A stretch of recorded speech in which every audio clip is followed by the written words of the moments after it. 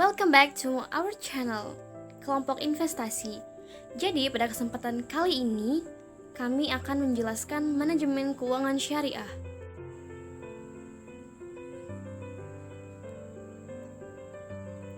Saya Lawinia Depa dengan NIM 4201905032. Saya Sonia Belen dengan NIM 42019050089.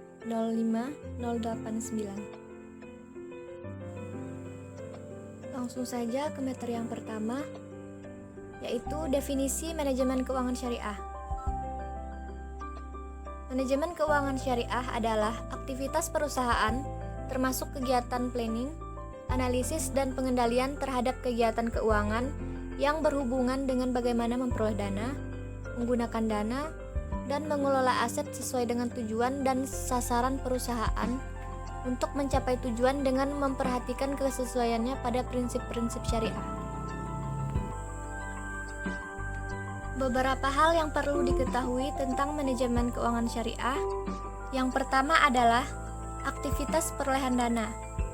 Hal tersebut berarti bahwa setiap hal yang dilakukan sebagai upaya dalam rangka memperoleh harta semestinya memperhatikan cara-cara yang sesuai dengan syariah, seperti mudharabah, musyarakah, murabahah, salam, istisna, ijarah, dan lain-lain. Yang kedua yaitu aktivitas perolehan aktivitas. Poin ini maksudnya dalam hal ingin menginvestasikan uang juga harus memperhatikan prinsip-prinsip uang sebagai alat tukar, bukan sebagai komoditi yang diperdagangkan. Dapat dilakukan secara langsung atau melalui lembaga intermediasi seperti bank syariah dan reksadana syariah. Quran Surah Al-Baqarah ayat 275. Selanjutnya adalah tentang aktivitas penggunaan dana. Penjelasannya adalah bahwa harta yang diperoleh digunakan untuk hal-hal yang tidak dilarang, seperti membeli barang konsumtif dan sebagainya.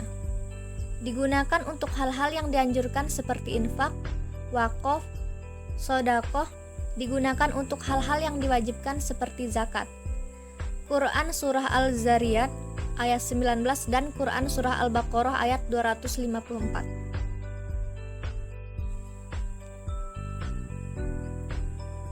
Selanjutnya yaitu sistem manajemen keuangan syariah. Sistem manajemen keuangan syariah merupakan suatu langkah yang digunakan untuk mengelola keuangan dengan menggunakan metode Islami atau syariah sebagai acuannya. Di sisi lain, juga menggunakan dasar hukum ajaran agama Islam sebagai pedoman. Prinsip dasar syariah yang digunakan pada sistem keuangan ini berasal dari aturan dan ketetapan dalam Al-Quran, serta sunnah Rasul dan landasan hadis. Jika dalam perumusan tersebut dilarang, maka dalam prosesnya juga tidak boleh dilakukan. Oleh sebab itu, segala aktivitas keuangan pada sistem ini harus sesuai dengan prinsip syariah, sebagaimana sudah diatur melalui Al-Quran dan sunnah, termasuk juga melarang adanya jual beli barang haram ataupun adanya riba yang bisa merugikan salah satu pihak.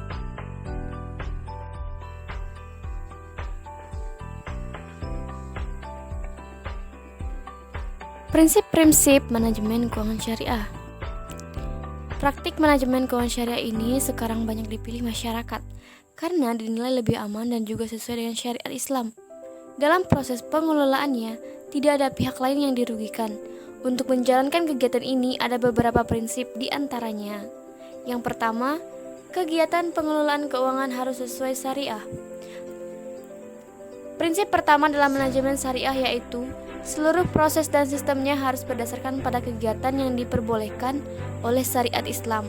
Dengan demikian, mengelola keuangan untuk usaha seperti minuman keras, judi, peternakan babi yang jelas haram juga tidak boleh dilakukan. Keuangan dikelola secara syariah menjadikan rezeki yang halal dan berkah, sehingga memberikan ketentraman ketika mendapatkannya. Yang kedua, tanpa riba. Dalam Al-Quran, riba didefinisikan sebagai suatu kelebihan atas penjualan ataupun pinjaman. Kegiatan ini telah dilarang dengan jelas tanpa adanya perbedaan pendapat di antara para ahli fikih. Di sisi lain juga merupakan pelanggaran atas sistem keadilan sosial. Yang ketiga, pembagian risiko untung rugi sesuai dengan sistem syariat Islam. Pembagian risiko seperti ini merupakan salah satu cara untuk menghindarkan diri dari pelanggaran riba, yang menetapkan hasil bagi pemberi modal di muka. Melalui pembagian risiko yang benar, maka bagi hasil bisa dilakukan di belakang dan tergantung dari perolehan untung. Jadi, tidak ada pihak yang dirugikan. Ketika sistem ini dapat diterapkan secara menyeluruh, maka akan membawa kesejahteraan dan membentuk mental kaya, karena menggunakan keadilan di antara kedua belah pihak. Yang keempat, perilaku spekulatif dilarang. Islam telah melarang praktik keuangan bersifat spekulatif. Hal ini sama dengan pelarangan untuk transaksi yang memiliki tingkat ketidakpastian tinggi. Contohnya seperti judi. Seperti banyak diketahui, ini dapat menghasilkan suatu keuntungan dengan mengorbankan kerugian di pihak lain. Yang kelima, hanya kontrak yang disetujui oleh syariah dapat diterima. Karena Islam menilai perjanjian sebagai suatu bernilai tinggi, sehingga seluruh kewajiban dan pengungkapan terkait dengan kontrak harus dilakukan dengan jelas. Hal ini juga akan mengurangi risiko dan informasi yang asimetri dan menghindarkan timbulnya jebakan moral. Yang keenam, ibadah. Sistem keuangan yang dilandasi syariat merupakan bagian dari konsep ekonomi Islam. Adapun salah satu tujuannya yakni memperlakukan sistem nilai dan etika Islam ke dalam lingkungan. Kegiatan ini dilandasi oleh iman dan ibadah, sehingga transaksi ekonomi yang dilakukan akan bernilai berkah.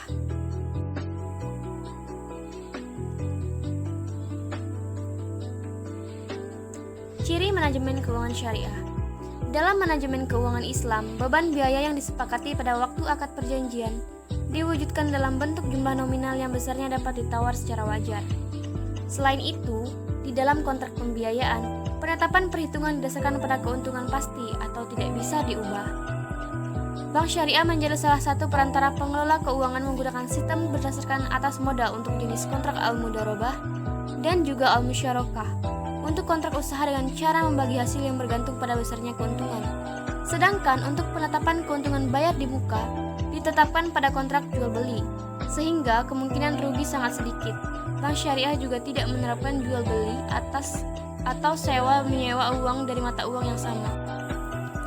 Dari segi fungsi, lembaga keuangan ini memiliki amanah, artinya berkewajiban untuk menjaga dan bertanggung jawab atas keamanan keuangan yang telah dititipkan. Di sisi lain, harus siap jika sewaktu-waktu apabila dana ditarik dapat mengembalikannya sesuai dengan perjanjian.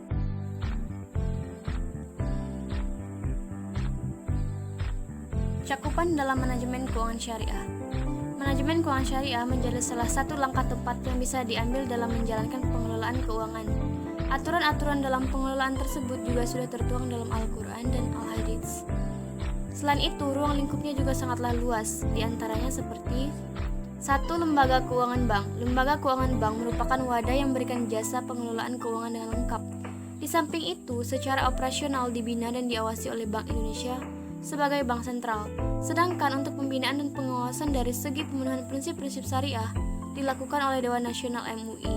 Lembaga keuangan bank ini terdiri dari Bank Umum Syariah dan juga Bank Pembiayaan Rakyat Syariah. Yang kedua, lembaga keuangan non-bank. Lembaga keuangan non-bank memiliki jenis yang lebih banyak dari lembaga keuangan bank. Pembinaan dan pengawasan dari sisi pemenuhan prinsip-prinsip syariah juga sama, yaitu dilakukan oleh Dewan Nasional MUI. Lembaga keuangan syariah non-bank ini banyak sekali contohnya, seperti pasar modal, pasar uang, perusahaan asuransi, dana pensiun, perusahaan modal venture, dan lembaga pembiayaan.